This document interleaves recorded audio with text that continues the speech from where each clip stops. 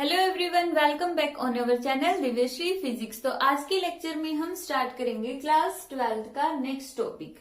इस टॉपिक में हम स्टडी करेंगे motion of A charged particle in a uniform electric field. Means एक पर्टिकुलर यूनिफॉर्म इलेक्ट्रिक फील्ड हमने अप्लाई कर दी है और उसके अंदर कोई भी चार्ज्ड पार्टिकल, चाहे वो पॉजिटिव हो या नेगेटिव हो, वो किस तरह का पाथ कवर करता है। मींस अगर एक चार्ज्ड पार्टिकल इलेक्ट्रिक फील्ड में हम डाल देते हैं कि उस चार्ज पार्टिकल को इलेक्ट्रिक फील्ड में प्लेस कर देते हैं, तो वो जो चार्ज है वो कैसा पाथ कवर करेगा, एक स्ट्रेट लाइन या सर्कल या पैराबोला, हेलिक्स बनाएगा, किस तरह का पाथ बनाएगा, तो वही हमें बताना है यहाँ पे। तो सबसे पहले तो हम यहाँ पे कंसीडर कर लेते हैं कि ये हमारे पास एक्स एक्सिस है, ये हमारे पास वाई एक्सिस है, ठीक है। यहाँ पे ओरिजिन है और यहाँ पे चार्ज हम ले लेते हैं प्लस क्यू चार्ज। क्यों? क्योंकि बुक में दिया सिर्फ इस वजह से प्लस लिया, वरना इस पूरे डेरिवेशन को माइनस क्यू लेके भी हम सॉल्व कर सकते हैं, ठीक है। प्लस क्यू चार्ज हमने कंसीडर कर लिया। सबसे पहले हम देखते हैं कि जब कोई भी इलेक्ट्रिक फील्ड नहीं है, इलेक्ट्रिक फील्ड कितनी है, जीरो है, ठीक है, जीरो है, तो उस टाइम पे चार्ज पार्टिकल को हम एक्स एक्सिस के अंदर मूव करवाएंगे। मूव करवाने का मतलब चार्ज को हमने क्या प्रोवाइड कर दी, कुछ ना कुछ वेलोसिटी बोल दो, स्पीड बोल दो, कुछ बोल दो, किसको हमने वेलोसिटी दे दी है, ठीक है। अगर वेलोसिटी दे दी तो मान लो यहाँ पे एक स्क्रीन रखी हुई है, ये क्या है, स्क्रीन। तो ये स्क्रीन पर कहां पे जाके अपना रुक जाएगा, इस डॉटेड पोजीशन पर। इस डॉटेड पोजीशन को मान लो P, ठीक है। जब तो क्यू चार्ज कुछ वेलोसिटी से एक्स एक्सिस में मूव करेगा, जब इलेक्ट्रिक फील्ड नहीं है, जीरो इलेक्ट्रिक फील्ड है, तो उस टाइम पे वो P पॉइंट के ऊपर जाके स्टॉप हो जाएगा, ठीक है। P पॉइंट के ऊपर जाके स्टॉप हो जाएगा या अपना स्पॉट बनाएगा कि वो यहां तक पहुंचे, इतनी डिस्टेंस वो कवर कर लेगा। बट यहां पर हमें क्या करना, motion of A charged particle in uniform electric field. Uniform मतलब इलेक्ट्रिक फील्ड चेंज नहीं हो रही, हर एक जगह पे इलेक्ट्रिक फील्ड एक जैसी है और इलेक्ट्रिक फील्ड हमें अप्लाई करनी है। मान लेते हैं कि हम जो इलेक्ट्रिक फील्ड अप्लाई कर रहे हैं वो है वाई एक्सिस के अंदर।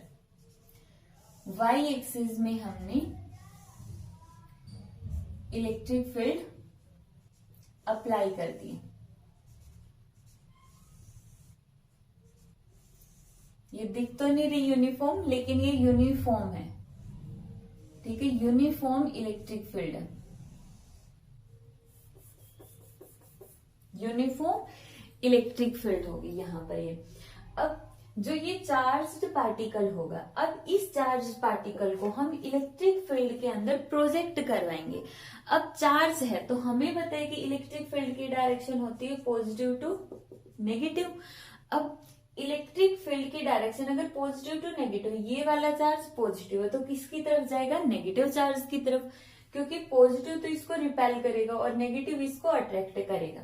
तो इतना तो हमें पता है कि ये स्ट्रेट लाइन में तो मूव करेगा नहीं, ठीक है। फिर इसका पाथ होगा कैसा, वो तो हमें इसकी इक्वेशन से ही पता चलेगा।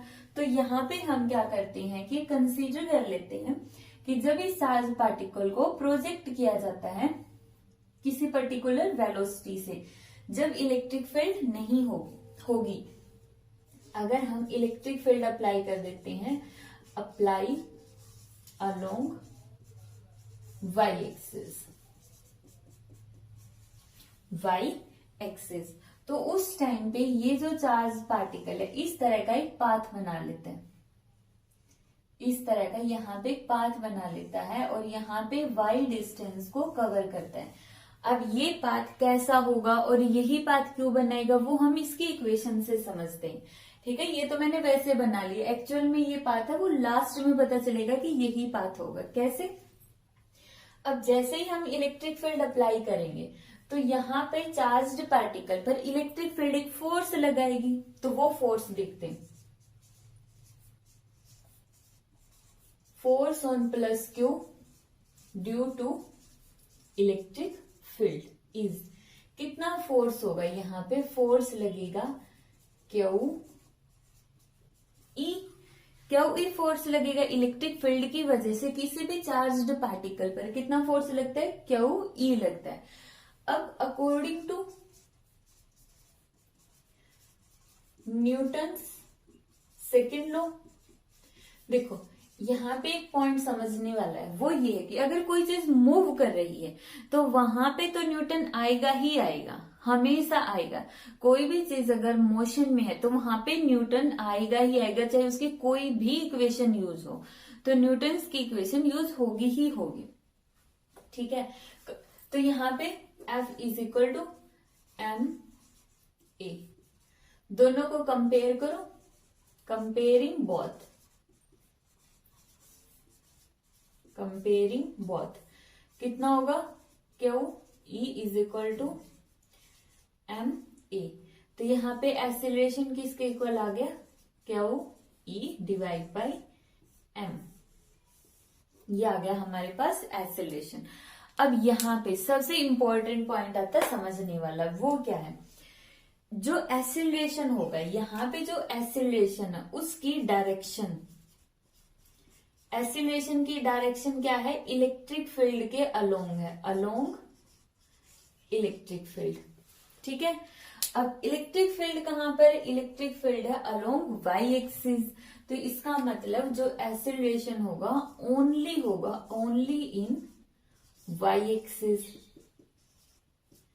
वाई एक्सिस में एक्सेलरेशन होने वाला है, और एक्स एक्सिस के अंदर कोई एक्सेलरेशन है ही नहीं। तो यहां पे देखो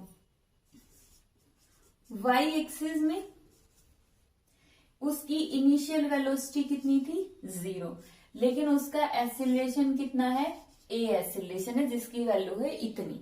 ठीक है, A is equal to Q E by M. X axis के अंदर उसकी इनिशियल वेलोसिटी 0 नहीं थी, बट एक्स एक्सिस के अंदर एक्सेलरेशन कितना है, 0 है।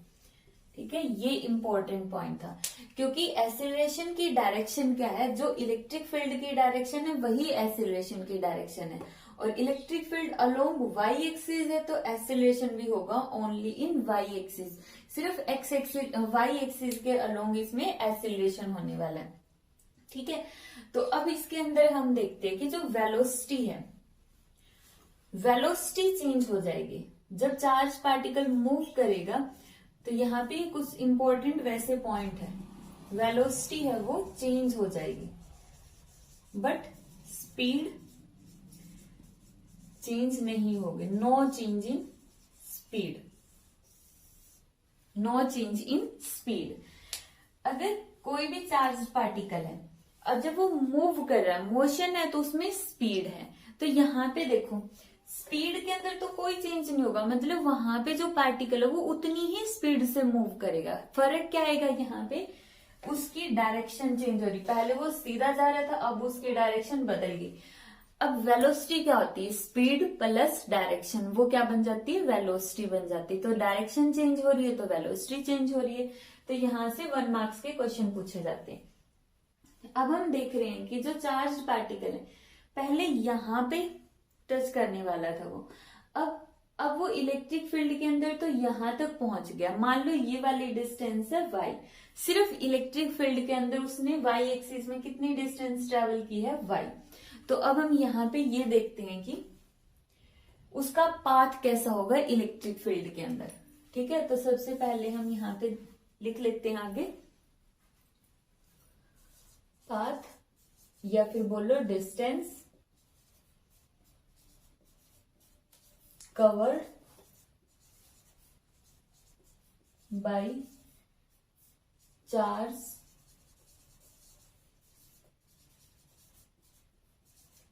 particle in y axis. अब वही वाला पॉइंट, जब कोई भी चीज मोशन में होती है तो न्यूटन की इक्वेशन आनी है नहीं है, तो यहाँ पे इक्वेशन यूज हो जाएगी S is equal to U T plus half A T square. Y axis का लॉन्ग है तो यहाँ पे लिख दो y और सबकी वैल्यू पुट कर दो। वाई एक्सिस का लॉन्ग उसने इलेक्ट्रिक फील्ड में कितनी डिस्प्लेसमेंट कवर की है y, तो यहाँ पे लिख दो y। यू वाई इनिशियल कितना था यहाँ पे, U Y initial velocity along Y axis थी 0, तो 0 प्लस हाफ एक्सीलरेशन कितना वाई एक्सिस के along, Q E by M, और टी स्क्वायर हो गया। तो यहाँ पे टाइम पीरियड कितना आएगा, रह गया यहाँ पे टाइम निकालना। अब हम देखते हैं कि टाइम कैसे निकालेंगे, क्योंकि हमें तो वहां पे टाइम की वैल्यू भी चाहिए। टाइम का फॉर्मूला क्या होता है, टाइम का फॉर्मूला होगा distance divide by speed. But distance किसकी, सबसे पहले हम देखते हैं कि जो इलेक्ट्रिक फील्ड है वो कितनी डिस्टेंस के अंदर अप्लाई की गई है, वो है एक्स डिस्टेंस के अंदर। तो टाइम का फॉर्मूला, अगर डिस्टेंस कितनी है, एक्स डिस्टेंस में, अब एक्स डिस्टेंस में सिर्फ इतनी डिस्टेंस में इलेक्ट्रिक फील्ड है, तो पार्टिकल भी इलेक्ट्रिक फील्ड में कितनी डिस्टेंस कवर करेगा, मान लेते हैं एक्स, ठीक है। उसकी स्पीड इलेक्ट्रिक फील्ड में कितनी है, v है।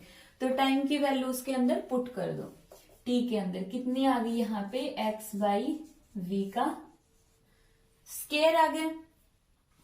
तो अब यहां से देखो 0 0 का कोई मीनिंग नहीं, हटा दो, 2mv, और स्केयर है, स्केयर का मतलब x का स्केयर और v का स्केयर। अब यहाँ पे ले आओ 2mv स्केयर, इस साइड लिया, यहाँ पे y पहले से ही है और QE नीचे लिख दिया हमने, कितना आ गया, x स्केयर आ गया, ठीक है। अब यहाँ पे देखो x स्केयर, पूरी की पूरी टर्म ये क्या है, कांस्टेंट है, 2 भी कांस्टेंट है। मास ऑफ चार्ज पार्टिकल, एक बार जो चार्ज डाल दे उसका मास चेंज नहीं हो सकता, तो मास भी कांस्टेंट है।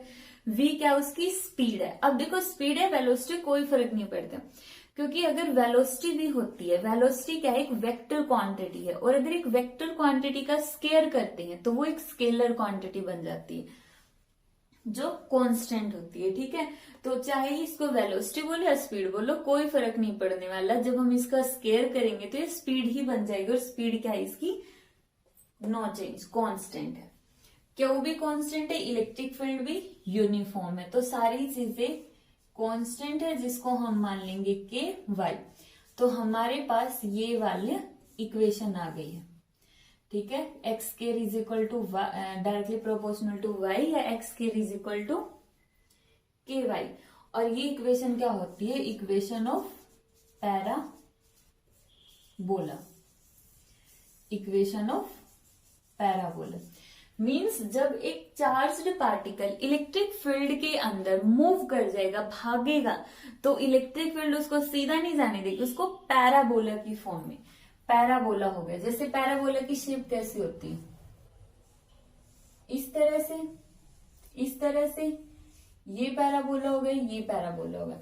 तो पैराबोला की शेप क्या हो गई, यहां पे ऐसे हो गई। तो ये देखो, हम ये वाला पाथ ले लें तो यहां तक पहुंचेगा, आगे इलेक्ट्रिक फील्ड खत्म हो गई है, तो यहां से फिर सीधा जो यहाँ पे स्क्रीन थी हमारी, वो स्क्रीन के ऊपर सीधी स्ट्रेट लाइन में मिलेगा। वो स्ट्रेट लाइन कैसे निकालेंगे, जैसे कर्व्ड पाथ होता है, ये कर्व्ड पाथ है, इसके ऊपर एक टेंजेंट ड्रॉ करते हैं, तो ये भी तो एक कर्व्ड पाथ है, इस पे टेंजेंट ड्रॉ कर दो, ये हो गया। टेंजेंट ड्रॉ करेंगे तो यहाँ पे मिलेगा, तो यहां से लगा लो, यहाँ पे हमने डायरेक्ट यहाँ पे मिला दिया, तो यहां तक की जो डिस्टेंस है वो तो स्लाइटली कर्व्ड होगी पैराबोला की वजह से, पैराबोला शेप होगी, और आगे क्या होगी, एक स्ट्रेट लाइन, स्ट्रेट लाइन, और यहां पे क्या होगा, इसकी शेप पैराबोला, ठीक है। तो यहाँ पे क्या है, जो कोई भी चार्ज पार्टिकल अगर इलेक्ट्रिक फील्ड में मूव करता है तो उसकी वजह से, तो उस जो इलेक्ट्रिक फील्ड है उसकी शेप को क्या कर देती है, पैराबोला की फॉर्म में।